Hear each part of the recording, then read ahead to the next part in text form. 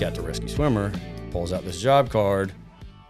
So you're flying a helicopter, you're medically trained, you jump out and rescue people, you shoot guns, and this is it. Where do I sign up, right? I mean, this is it.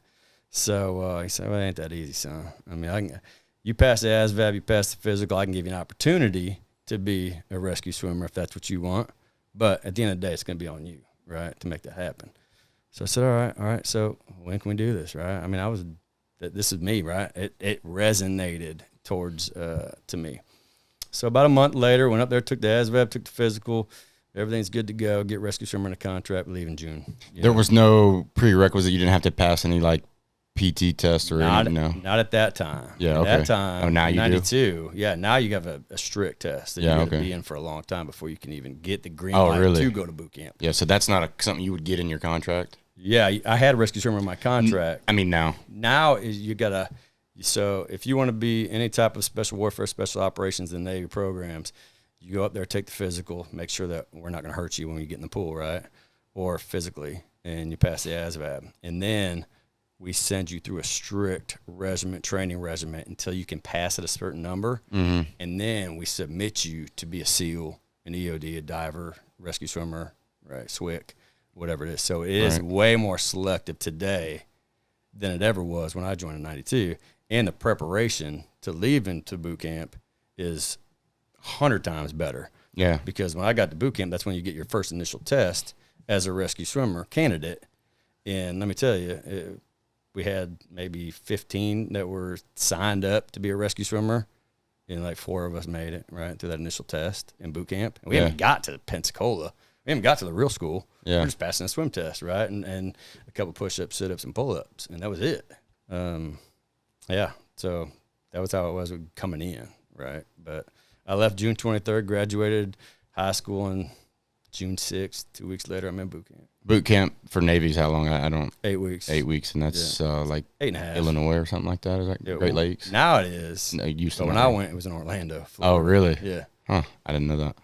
And that was for the entire country, or was that like East Coast, or? No. So it's how they did it before. We had 3 boot camps actually. We had Chicago, which is what we have today, is the only one. We had San Diego, and we had Orlando. And it's how they did it. How they dictated where you're going to go was where your A school or your schooling afterwards was going to be signed. So it was more of a, kind of like a logistics money type issue, right? I knew when I graduated boot camp in Orlando, I was heading over to Pensacola, right? And I was going to be there for Air Crew and Rescue Swimmer School. So other people were going up to Chicago for the engineering type schools. We stay in Chicago or go out to San Diego. So you did 8 weeks in Orlando, and then you went to Pensacola. How long was that rescue swimmer? So you go through Air Crew School. Air Crew School is really cool. That's my first taste of the real Navy outside of boot camp. And let me tell you, that's the greatest base to be in 18 years old, because I turned 18 in boot camp. And, at the time, it's a small base. Now it's really large. That's in Pensacola? Yeah. Okay. So Air Crew School was 5 weeks long, and basically at Air Crew School, you're doing a bunch of really fun, cool things, learning how to survive, water survival, land survival. That puts you into a hyperbolic chamber where you climb up to 30,000 feet, come off oxygen. Everybody's doing silly things because you have lack of oxygen, right? Some people are playing patty cake. Some people are, just writing the sentence or whatever, and they show you a videotape, and you look back on it, and everybody's the patty cake. You probably can't see it, but everybody's good, perfect. And then like a minute into you being hypoxic, and it's you're missing, right? You think you're good, right? And just kind of giving you the exposure that, hey, you might not know you're hypoxic, but this is kind of what it feels like, right? So when you're hypoxic, you think that you're connecting on that patty you're cake? Solid, bro. You think you are good to go, man. Until you look back and go, wow, so. Just kind of give you a little bit of exposure. You do the helo dunker there, for the first time. Slide for life. You slide down this thing. Helo dunker is what, like where it crashes, or in water? Tips upside down. Okay. Yeah. And you got to get out. Yeah, you got to do it 4 times. 2 times without goggles.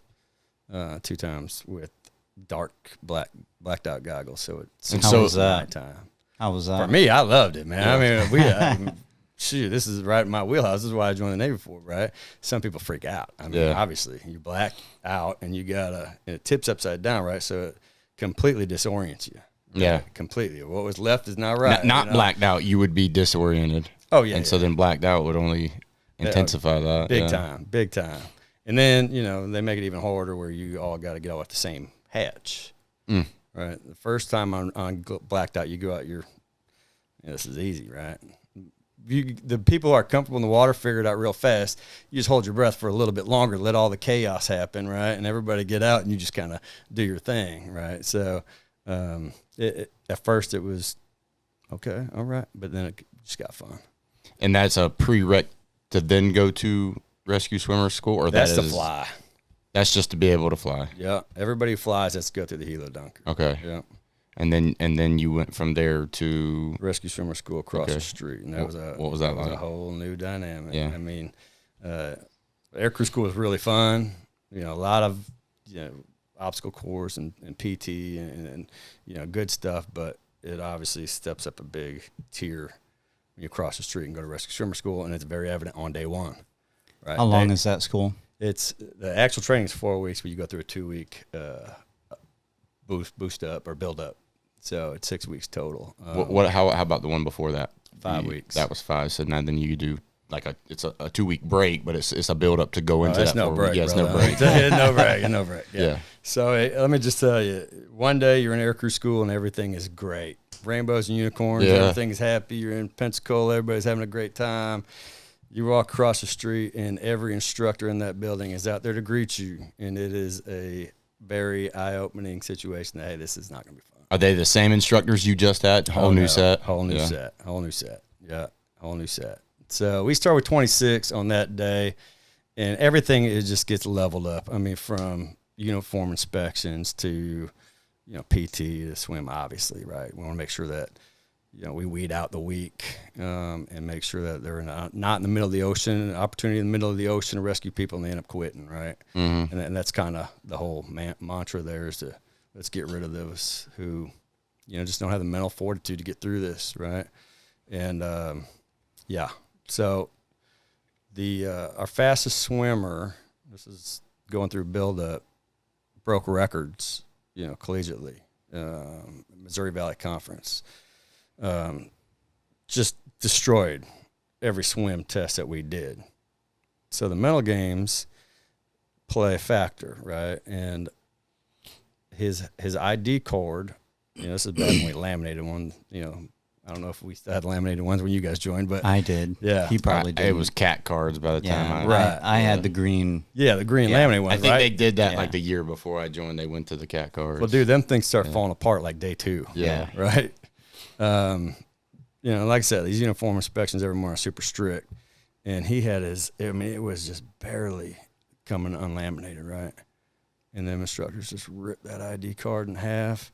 And it just, where we do the uniform inspection too, it's inside the pool, and the pool's like really, really hot. So it's the moisture in this area is just intense. So our boots are like mirrors before we walk in, and then you walk in and then they fog up because our boots are so shiny, right? Yeah. And the combination of that just caused him to quit, Really? And he just, done, right? I DOR right now. I drop on request right now.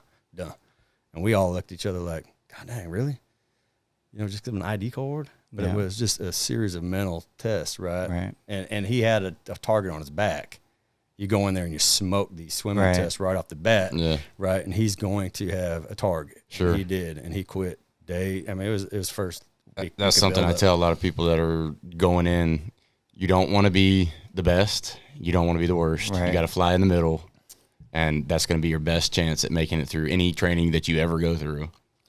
Absolutely. I agree. The less they know you, the better. If they don't know your name, that was something my drill sergeant told me when I went to boot camp was, if I know your name by the end, it's probably not going to be a good thing. That is fact. You just shoot for average. Yeah. When I got to the end, no bull crap, you do that ruck march. I don't remember what they call it, but you do the big ruck march at the end. FTX. Yeah. And they go around and they're telling everybody good job. And he gets to me and he looks at my name tape and had no clue what my name was.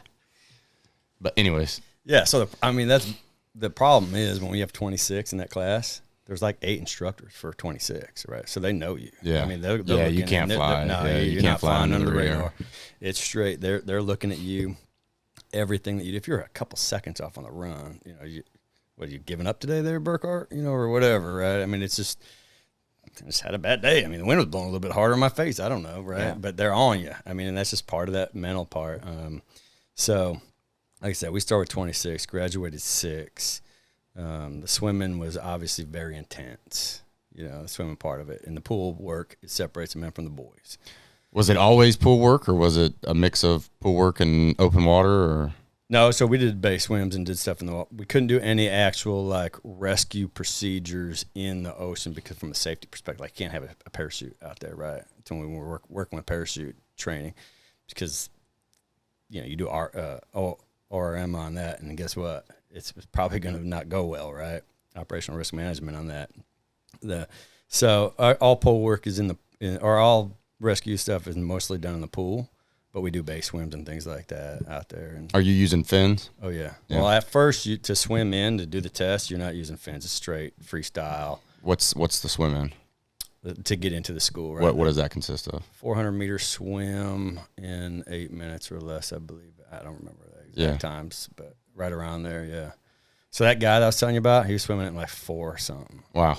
Yeah, I mean, so majority of the time, they'll tell you tomorrow morning, show up in swim gear or show up in PT gear, right? So if they say PT gear, they're just going to hammer us all morning, right? And it's straight, beach runs and just stop here and let's do an hour of calisthenics and PT and let's run another 2 miles and let's do it again, right? And just beating you up and trying to see who's going to quit and continue on and run another, 2 miles or whatever. And so that's, if PT's in the morning, that's what's going to happen. And if PT's in the morning, normally we're getting in the pool in the afternoon, which sucks, right? It just does, because you're going to eat lunch, and we learned real quick that you don't eat a big lunch if you're going in the pool in the afternoon, and then it's just straight, they just beat us up on land. Now they're going to beat the hell out of us in the water, and that's what it is, All right, 300-meter swim, go. 100-meter swim, all right, go. 50-meter underwater swim, go. And it's just beat up. And then probably true to military form, go throw you in a classroom for like 2 hours and expect you to stay awake. Oh, yeah, and after that, you get medical training, right? Yeah. So, now we got these corpsmen in there teaching us medical training, and our eyes it's hot as balls in that place, too, by design. Right, intentionally. Yeah, exactly. Right. Yeah. And, they're throwing medical on top of us, and then we'll learn, pool, just techniques and things in the classroom before we get in the pool the next morning.